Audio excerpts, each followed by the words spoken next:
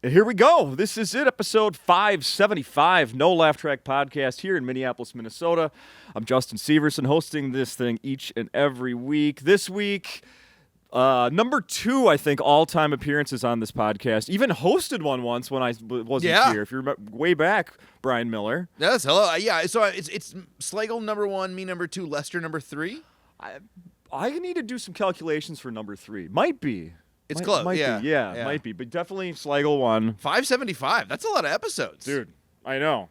I was here with some friends last night, and they were like, "What? How long you been doing this?" And I'm like, spring of 2012 is when we started. Yeah. Yes, spring of 2012, and here we are about to go 2025. Holy I'm still crap. wearing the same hoodie, probably. I actually meant to wear a different shirt because I wear this when I'm in that chair doing the Funniest Person podcast, little branding. But then I was like, well, I look like a Simpsons character if you just watch the podcast. So but then I was so cold, I left my shirt in my car, and I was like, you know what? It's not worth it.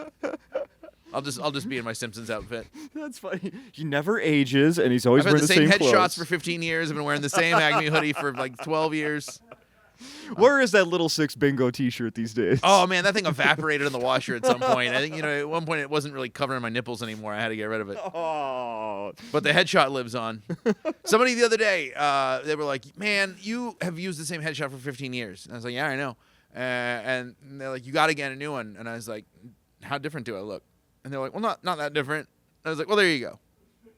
Just get some new glasses on. Your glasses are a little different. The glasses are a little different." Yeah. Other than that, I'm a little fatter, but What was? Who had the joke last night about? Oh, Sean has the joke about being Sean Nefstead has the joke about being fat, and he's like, you could tell if somebody's lying to you based on how they answer that question about like, no, like a girl. Yeah. No, you don't. No, or they're more sympathetic, and then you know whether they're telling you the truth or not. Speaking of that, let's talk about last night. I was here. Yes. Of course. Really fun show. And how did you think it went, sir? I don't know. Is there a right answer? I was going to say, honestly, how do you think? Pretend you were in the audience. And would you have liked it? No, I'm kidding. I thought I'm still piecing together this new set, and I'm still trying to figure out the kind of narrative flow of it. And I was going to ask you that because we talked briefly before the show, and you were like, I'm going to go backstage and work on my order, basically. Yeah. Because a lot of I would like to tell myself that I have a complete new hour, but I don't. I have most of a new hour since last time I was here, but and some of it's kind of fallen. There was a couple of key components that fell away pre-election, unfortunately. Just some things that no one wants to hear about that anymore. But the chunks are all there, but I haven't quite figured out the whole flow of the thing. I'm still kind of figuring that out. So listen to the tape last night. Another shot at it tonight. Okay. I mean, it's not like the farthest away, but it's not like it's definitely not locked in. Like this is how the order that everything needs to go in yet. How often do you listen to your sets afterwards? Every time? I should. You should. You really should. Or you should listen to most of them. But I don't. But as often as you can. Sometimes you do. I record all my sets because first off, you have to have a timer. I like to have a timer. Okay, so if you're gonna set a stopwatch, you might as well hit record. Sure. The timer, it's the same difference, right? So then now I have it recorded. A lot of times though, like every open mic set, every time I always record it, but because sometimes you say something you didn't know you were gonna say, or you said something a different way, you want to go back and get that data point. Oh, that was good. I want to say it that way. Oh, that's a good line. I'm gonna keep that in there. But then sometimes I'll do like an open mic set and I'll not really change anything up, and it goes fine. And I'm just like, I know that I didn't do anything. I mean, that was not an interesting data point. So I'll just delete it right away. It's not about good or bad. It was just like, I don't need to hear that necessarily. No, probably you should always listen to them. Again, you probably, but I don't know that a lot of people are. I mean, I ask this occasionally. Yeah. It doesn't sound like people do all I think the it's time. important to do, but it's mostly for spontaneous stuff. Just always have it going, and that way you just never miss a moment like that. I remember back in the day, you'd be on stage, pre. Oh man, this makes me sound old, but not pre cell phone, but when I had a flip phone that didn't have a recorder in it. Well, the memory, even if it did, the memory was so small you couldn't put much on it. Exactly. And then so like you would have a camera, but I didn't record every set, and sometimes especially not every open mic. And so you'd be open mic and you'd riff some line, and then like while you're on stage you're telling the next joke, you're thinking like, don't forget the thing about the skunk. Don't forget the thing about the skunk. You're trying to like burn it into your brain. So as soon as you get off stage you got to write it down really fast. So this way you never miss something if you want to go back. What do you think is the oldest bit of audio of yourself you have? Not something that's like recorded that you put out, but like that you have like on a computer somewhere on a file. What do you think it is? I mean, honestly, probably whatever's on this phone. I deleted a bunch of old internet clips. I had some like really old. But before I went on Ferguson, I did a purge because I mean it was so different back in the day. Like. It's crazy. That's the biggest thing that's changed, I think, since I started doing stand-up. Was when I started doing stand-up, you did not put something on video and just put it out there. You saved you saved your powder, basically, for you're getting a set, big set, or, sometimes other smaller things. It didn't have to be a Tonight Show or Last Comic or whatever, or hopefully then your CD or your special. And you would have some clips. And so Dry Bar at the time, not Dry Bar, gosh, I can't even remember the name. It wasn't Dry Bar. It was this outfit out of Rooftop. It's called Rooftop. Yes. And they put cameras in clubs, and they started doing these little clips. And so those were some of the first comedy promo clips. I mean, this was like kind of like toward the beginning of YouTube. And so then you would be like, okay, so I'm going to have a couple of Rooftop clips, and it's cool to have those because it was like you did have some promo, which at the time, it wasn't really easy to have a place that you could tell your family back home. Like, if you go to this website, you can see me doing stand-up at Acme. And so Rooftop I had just a few Rooftop clips, but you said you were kind of careful about what you put out. They would, in fact, send you an email. They would tape all the shows, and then like 2 days after the whatever show you did, they would tape the open mics. You would have to sign up that you wanted to do it, and they would send you an email and be like, "We've selected your clip, Kentucky Dad or whatever, for a thing. Would you like it to be on?" And they would send you the thing, and you would have to approve it because some people might be like, "Hey man, that's my closer. I don't want that online." Yeah. So that was such a commodity, and then every now I remember. There was also a guy who was trying to do people favors, and he was just taping all these open mics, and I didn't know it, and he'd put up like 5 open mic sets that I'd done at Willie's in Coon Rapids, which was like the dingiest, dirtiest open mic and it was like I was being like filthy, but you kind of had to at Willie's to survive, and you're like trying stuff anyway. At the time I was a pretty clean comic, and so I was like, we got to get all this stuff scrubbed ASAP. I was like, so I scrubbed all that stuff offline.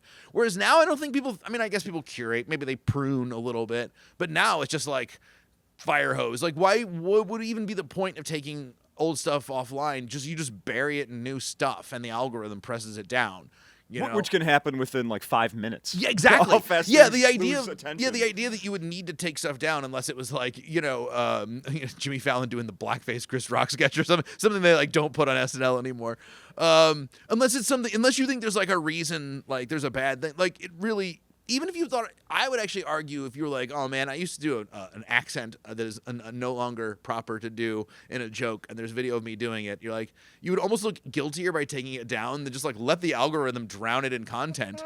It's like it's no longer hiding a needle in a haystack. It's a needle in a stack of needles. It's just like There's just all needles, and there's a giant needle truck pulling up right now, dumping more needles. Like who cares? But before it was like you were preserving your online presence, like it's like a bonsai tree. You're like Daniel's son. You're like trimming these tiny little branches, and now it's just like pull up the content truck. I made 3 videos while I was taking a dump talking about the Jake Paul fight. Pull up the truck. Speaking of that, so do you think there are many comics working this week that are skipping the topic of the CEO? And we all tried it, and everyone hated every single thing we said about it. Everyone, well, at least me and one other comic. I think it was 3 of us, but at least me and one other comic tried bits about it, and I watched their bit just absolutely eat shit. And then and like me, I'm standing in the back going, I mean, I know I wrote mine at the coffee shop today, but mine's gonna do great. And then I walked out, and as soon as I started it, you could feel the audience be like, we already didn't like this. And then I did mine, and that was the one that I did to like basically total silence. And then I was like, well, moving along. And then I'll look down at my notes that I took from last night, and I have written down CEO, heart your take. I loved your take. Nice. I think what I think there's an idea in there that I think I actually might pull out and try to turn into a bit divorced from the specific context. Because this is like going to be a huge story for a bit, and then like almost all huge stories, it will be lost in the needle sack of needles, right? It's going to get buried in more stuff. Yeah. And so topicality is tricky on that. People won't forget about it, but it won't have that like whatever, Right. So it's actually better if you can find a way, I think, to like, well, what's the dominant idea here that we can talk about that's like pervasive? And I think I like the idea that you shouldn't shame people for being happy when other people die. I think that you shouldn't murder somebody, and you probably shouldn't wish someone dead. I'll grant you that. You maybe shouldn't wish someone dead. But if someone dies and it makes someone else happy, I think you should let them be happy about it. Like, they didn't cause anything. All you're doing is taking away joy from the world. If you think about it, there was a certain amount of joy in the world, and you're saying there should be less joy. Person died, just like they were going to. That you're basically saying that cloud cannot have a silver lining. Yeah. And I think that's a bad way to live your life. Again, I love your take on that. Yeah. So I think that's great. I want to point out, so last night, one of the first things you came out on stage and said was you commented about, oh, nice for everybody came out in the sub-zero weather. Yeah. And a guy sitting across, I love hearing people's reactions to certain things. And like, a guy was like, oh, nice. Like, what are you're fucking. The wind chill was like -20 last night. Like, what? You disagree with the Sub-Zero? I got in my car and it was a mathematical fact that it was Sub-Zero. As in, 0 is a number, and this number was below that number. They actually had to invent a negative sign. The Greeks had to like invent this negative sign to even account for the temperature that we had. That's not why they invented it, but we needed it, and we needed it last night. And I find that sort of funny. I love the heartiness of a Minnesotan crowd. They're coming out. And general Minnesotans, like, I'm getting out. I saw a guy at the liquor store today, not drunk, a sober guy at the liquor store, in shorts, walking indoor. Of course. I mean, he's peacocking a little bit, but fair. But the pretending that it's not cold is so stupid. I know. It's like, literally, if you stood outside for too long, you would collapse and die.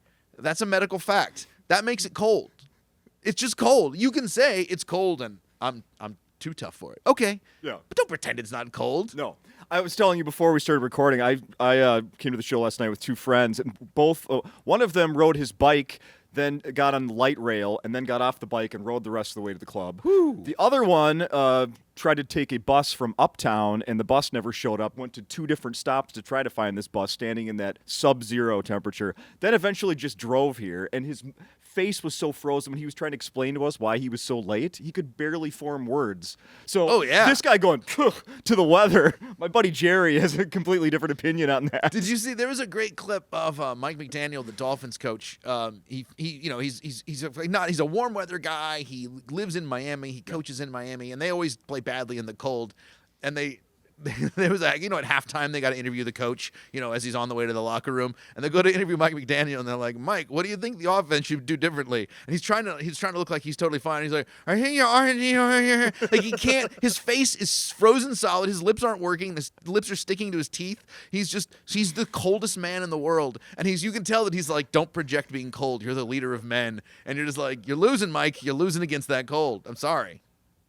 He is. I think he's from like Colorado, like right. He grew up with Dan Soder. Yeah, Dan Soder. Yeah, but he and Soder went to college somewhere southernly, I thought. Okay, but Mike McDaniel does not seem to handle the cold very well. God bless him. Well, he's really He's got this. Everything about him is so Miami now. The style, the glasses, the hair. If you're gonna, that's pretty good. Miami, New Orleans, there's a couple of southern cities. Atlanta, you can kind of style it out. Yeah, I love it. I want to tell you about another reaction that I witnessed in the crowd last night. It was when you have a joke about vagina tightening cream. Yes. Yes. And there was a line of looked like there were 3 or 4 women together. Mm-hmm. Holy cow! They were so interested in that joke, and you got to your punchline, and they were laughing so freaking hard, and then it led to them like, I don't know. I would love to know what stories that quickly led to those. I wonder if they were asking where to get the cream. It is illegal. It's apparently illegal. At first, the one's reaction was like mouth agape of what you were saying, and then you did like the punchline, and then she was like covering her mouth, like laughing so hard. I absolutely loved it. It was fantastic. Do you? One more thing I want to ask about last night was the. You talked about being in New Orleans not too long ago. Yeah. And you did this thing. You were like, it's not. I don't even really have a polished joke on this one yet. Oh, the hand sanitizer thing. Will you mind saying that right now? That's so funny. Yeah. Okay. Well, because this may never even be a joke. Perfect. I can't. It's just a thing that I witnessed at the airport on the way to New Orleans that I can't even. I don't know what. There's no idea to it. There's no joke. I saw a guy. My wife was like, "What's going on here?" And she like elbowed me, and I looked up, and it was this guy. And he walks up to the airport hand sanitizer, and he pumps like 2 good squirts of sanitizer in his hands, and he wipes his hands. All right, you know. And then he does 2 more pumps, and he splashes it on his face like aftershave, and he kind of rubs it into his face. And he does 2 more squirts. The third, when he came back, I'm like, "Where's the third one going?" Now, I mean, we've really opened it up. We went from, of course, to never saw it coming to mystery. Now we got the third. So 2 more, get another handful, and then he just slicks it back through his hair. He just rubs it through his hair, slicks his hair back like he's like germaphobe Jack Nicholson, and just walks on the plane. I was like, I could picture this so perfectly. I mean, I've never seen such a thing, and yet I could picture it so perfectly. it had to hurt, right? Like that hand sanitizer kind of dries, it burns on your hands. Oh, yeah. Burns on your cheeks, but like it was right around his eyes. He wasn't blinking. I think there's probably a warning on the bottles of that. Yeah. To not put it near your, eyes, face. Yeah, soda. I was waiting for him to like spike his soda with it or something. Right. I mean, what next? We've broken all boundaries of hand sanitizer. It's called hand sanitizer. Yes. It's in the name. It tells you where to put it. It does look like hair gel, It does kind of look like hair gel, but oh my god. and it kind of smells like aftershave. So I mean, he's not yeah, wrong. right. I know some do contain alcohol, so yeah. I just wonder if, like, when this guy goes to the laundromat, does he just like take all his clothes off, put them in there, climb into the thing, turn it on, swish around there, and he gets out and he's like, all right. For sure. He didn't look very clean, I'll tell you that. Yeah, I was like, oh, I hope hand sanitizer is not my seatmate, and it wasn't. But my wife is my seatmate when I go on vacation, and my wife is a terrible seatmate. She's great as a human being, but she gets airsick really easily, and she throws up on almost every flight. No. Yeah, and so she's used to it. She and her brother both. They're just like, they fly, they throw up. It just happens. Like they stay in their seat and do it, or do they Yeah. excuse themselves to the restroom? She does it extremely discreetly. I could never. When I throw up, I'm projecting. I'm like trying to. I went to the Sydney Opera. I mean, when I throw up, there's like arm waving, and I mean, it's a. Oh man. Yeah. When I do it, it's like it's to the back of the house kind of thing. But my wife, she can just sort of discreetly, just like. We'll puke.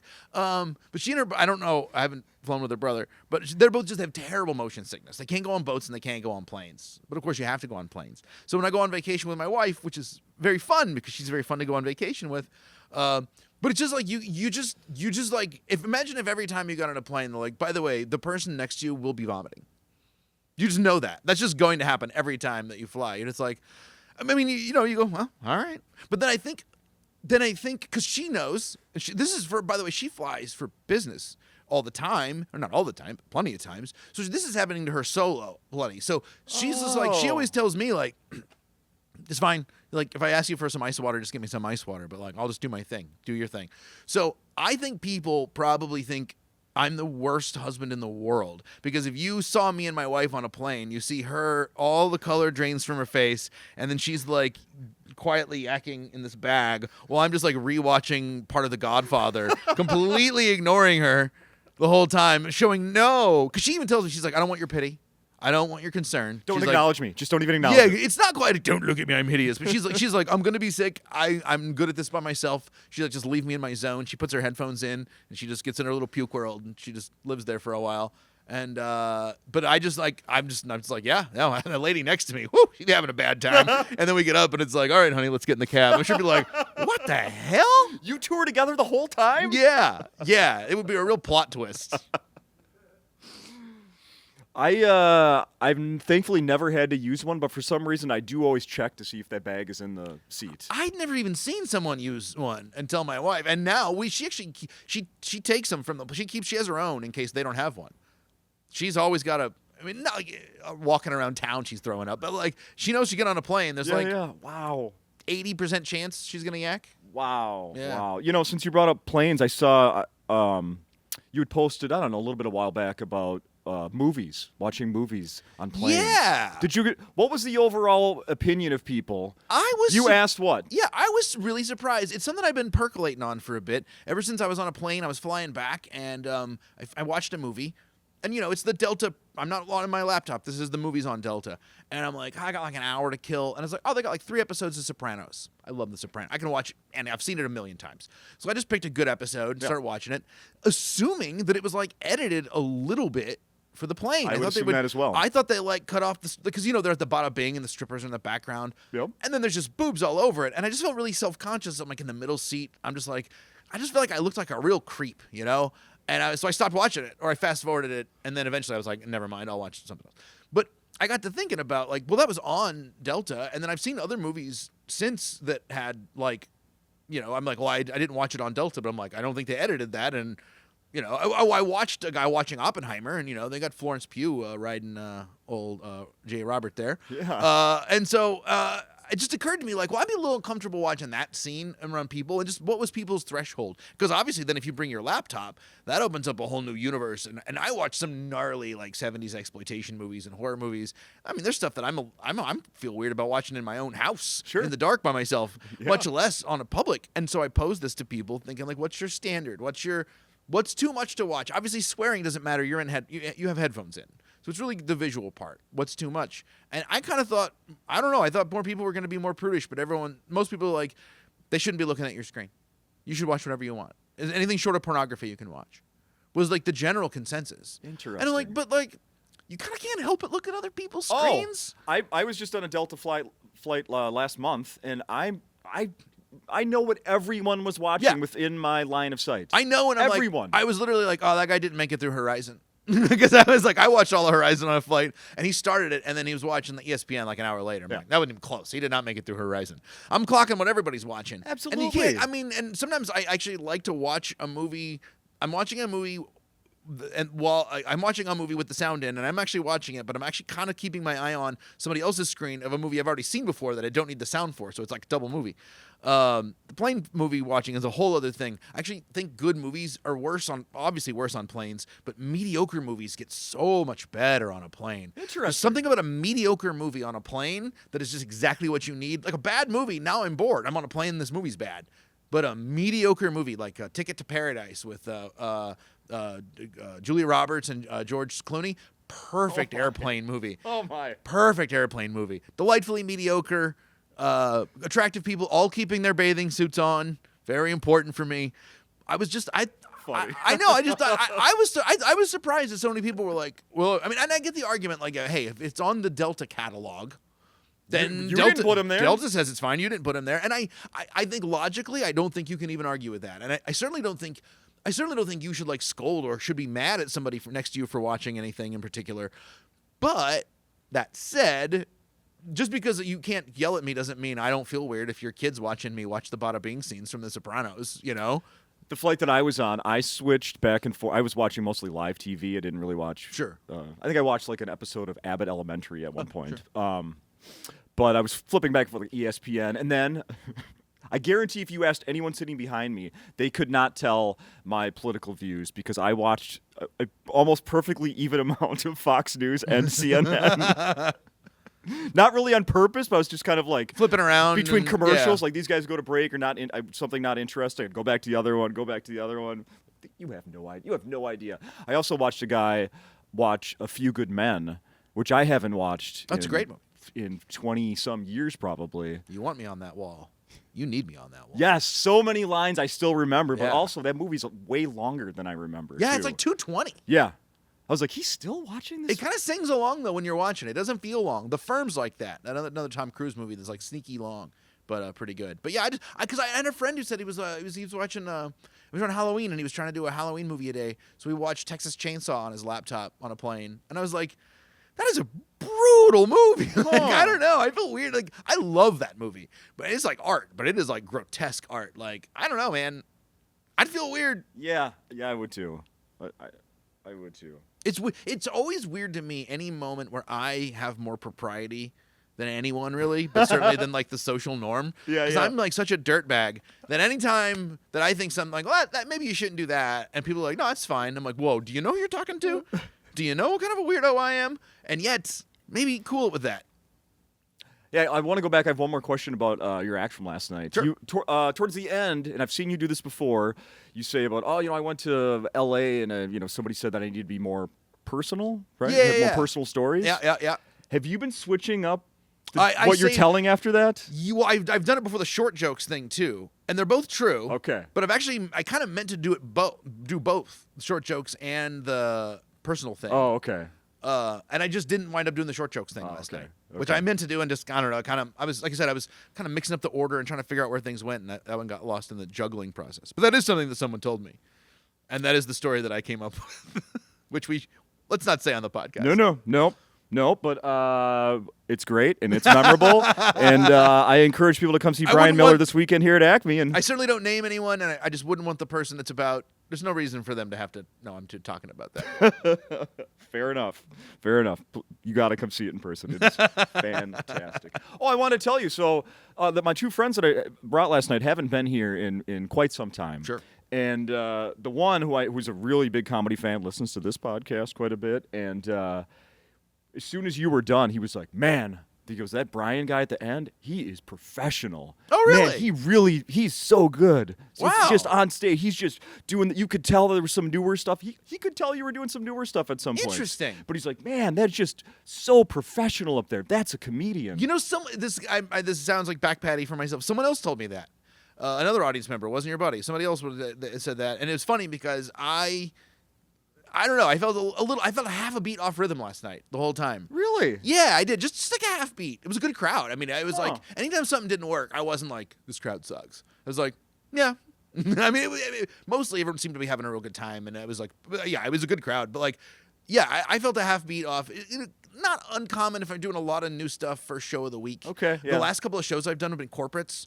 So I Oh. haven't gotten to work on almost any of that new stuff. Yeah. Because for a couple of weeks, and I've done it at open mics here and there, but it's not the same. Like I've done almost none of that stuff I've done all together at once. I've been patching it together here and there. Okay. And so I'm still figuring out where it goes. But I'm glad people think that. Interesting. I think it's just because I don't get in a hurry anymore. I talk fast, but I don't get in a hurry. Yeah. But I think that's just like do it a long time. I really think that's what it is. Yeah. I see new comics. It's the number one thing I notice about new comics is them just like, it's like, you're doing great, man. You don't need to hurry that much. You can just take a pause. Mm-hmm. We're in. You don't got to fill that space. Yeah, that scares people to have silence. Yeah. And it's at the beginning. Like, They can hear me yeah. breathe. I have to keep talking. Yeah, exactly. Or like people, the amount of time that you're quiet, like a moment of silence on stage, what feels like for you feels like a really long time. For the audience, doesn't feel the same amount of time. Yeah. And once you kind of realize that, like I've had a couple of times over the years, where I've like really, really and truly lost my place for a couple seconds, maybe a second or two. Mm-hmm. And that couple of seconds of really being like, oh my God. And I felt like I just stood here, while the clock ticked by and, like Sonic the Hedgehog started tapping his toe and all the time signifiers. If you're in the 90s kid, Sonic starts tapping his toe and crossing his arm. And then I listen back to the tape and it just sounds like I took a breath. You're like, it's fine. If I was watching myself, I wouldn't have been like, oh man, that guy's out of it. I'd be like, oh, that guy, he took a breath. That's all. That's great. Sonic.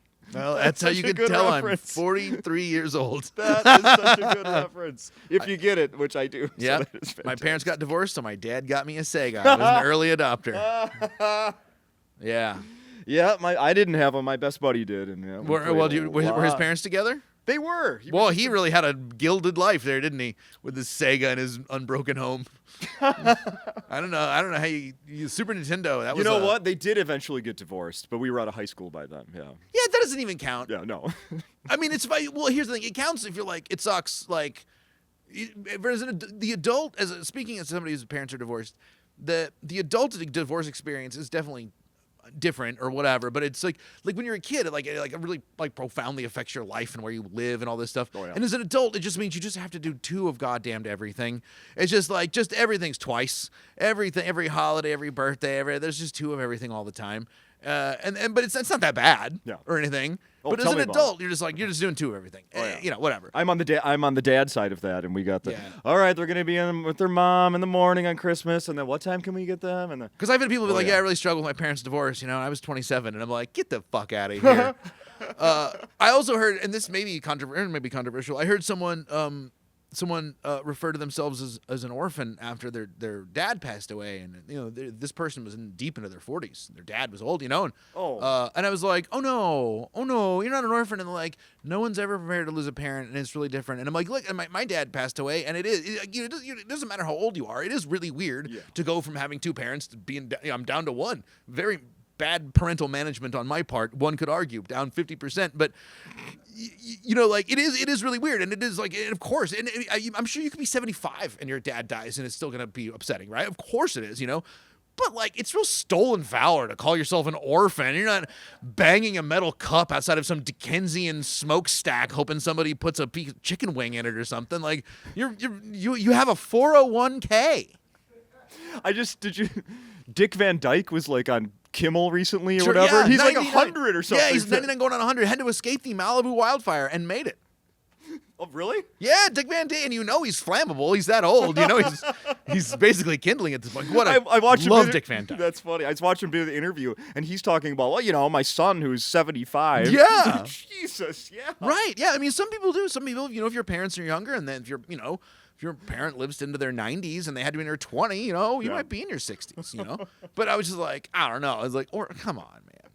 Come on. I love it. When in the news earlier this week, they were a set of the ruby slippers from Wizard of Oz sold for $28 million. Yeah, there was a big. There's not like one pair anyway. There's like multiple pairs. Right. Yeah.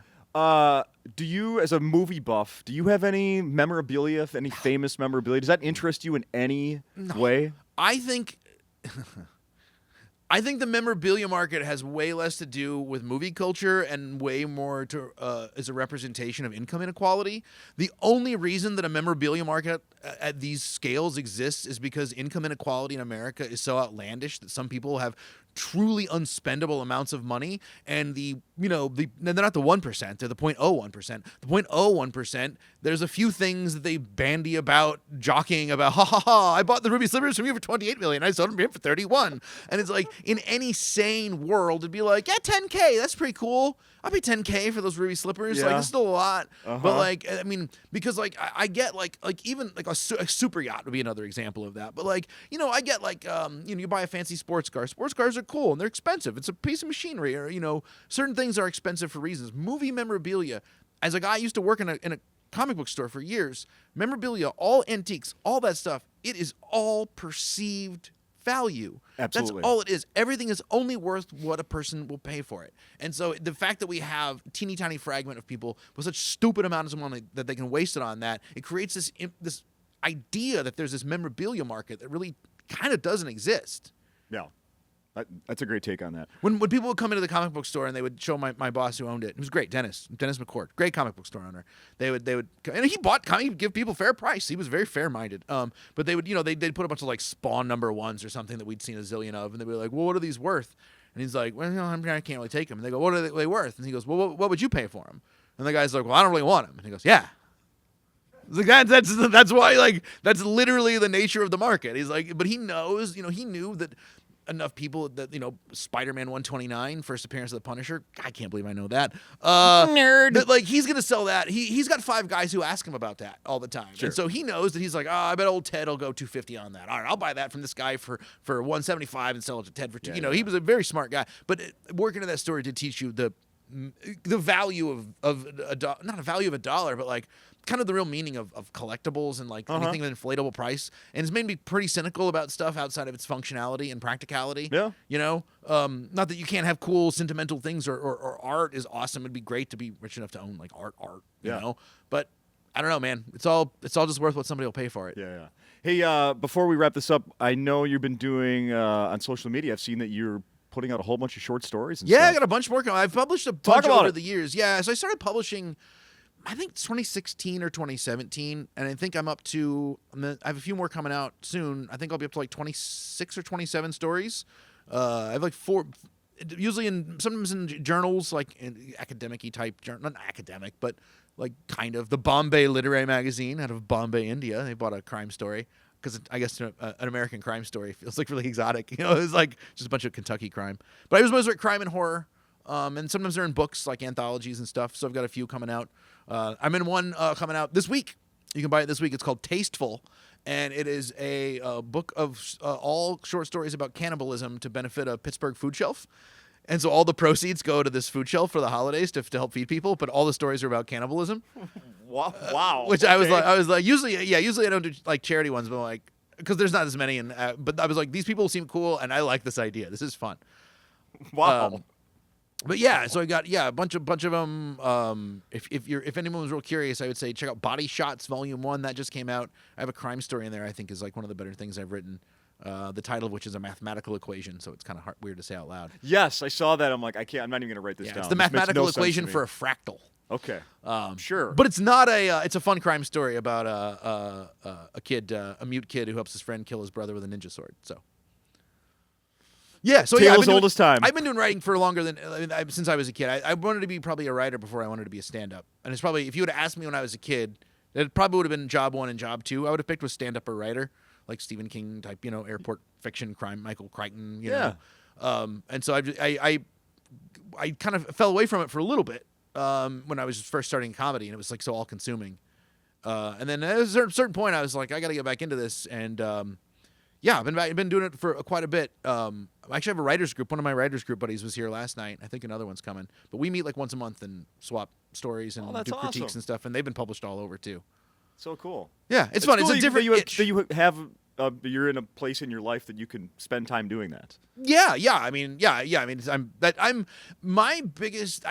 My like main goal in life is to have as much time for myself as possible. Now you have to make money, some money, right? Because obviously, and I pay my mortgage and buy food and stuff like that. Mm-hmm. But I live fairly cheap, and I do that because to me, like I don't know what better commodity there is, or more valuable commodity that there is than time, and time to do like exactly what you want to do. I mean, if you make $300,000 a year, but I don't have kids, so this is easy for me to say. But if you make $300,000 a year, but you never have time for yourself, and you never get to have fun, and then you turn 60, and you're like, well, man, if you turn 60, like what the hell? And so to me, it's just like I'm always thinking about, like, comedy's a big part of that too, is that like you do have a lot of free time, and it lets you, when you have free time, you can think about comedy and stories and write more and create more, which is mostly what I like to spend my time doing.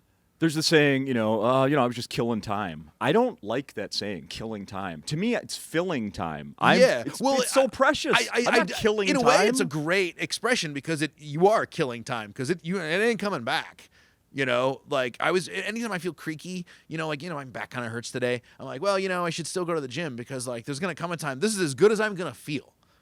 This is it. Yeah. I'm from here on out, this is as good as it gets. Yeah. So, I do not like, I get very petty with my time. I get really irritated at spam phone calls. Anything that wastes my time, I get instantly really, really furious because I'm like, you are basically spending my money right now with your bullshit. You are just wasting my money right now. Like, what the fuck? I spent 3 hours at a bar in Las Vegas last month watching the Jake Paul and Mike Tyson fight. Yeah. I want that time back so freaking bad. I was in New Orleans and I was bar hopping at the time, and all the bouncers were watching it on their phones, or the bouncers and the door guys and stuff. And so I kind of like watched the fight through the eyes of the bouncers, getting increasingly disappointed as the night dragged on. Like, we were out late and we were going into, I don't know if it was the ABA or a Spotted Cat.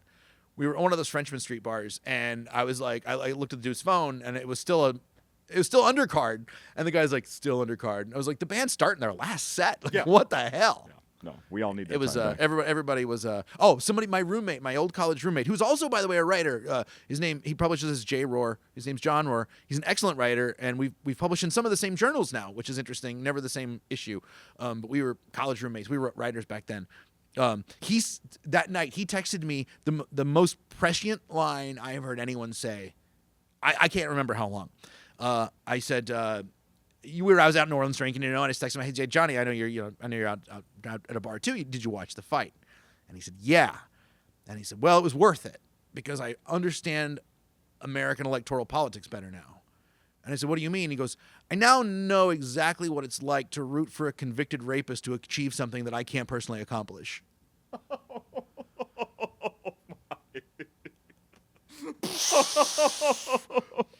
He's like, yes, like that's what it, like being a person who hates Jake Paul is like the equivalent of being like somebody who hates woke liberals, and you're like, I don't care how bad this guy is, I just want to see him hurt that other asshole. Wow. That's perfect. It's amazing. And he just tossed it off in a text. I know he was drinking. I was. That's perfect. I told him it was perfect. That's It's perfect. I tried. I told it on stage one time. I said I just shared the line. I said my roommate said this. My college roommate. I didn't take credit for it, and it didn't really hit. It was. I honestly think it was like too profound. It was like people were just like in their heads for the next like 5 minutes. I think so. Thank you for doing this once again. Yeah, of course. Great to be here. As always. If people have the chance, come down to Acme and see you this weekend. Yeah, and it was always fun in December. You know, it's cold and you really get the audience packed in here. Absolutely. It's very, very warm and pleasant down here. You forget how cold it is outside. It's very nice. I completely agree. Thank you. Thanks, Justin.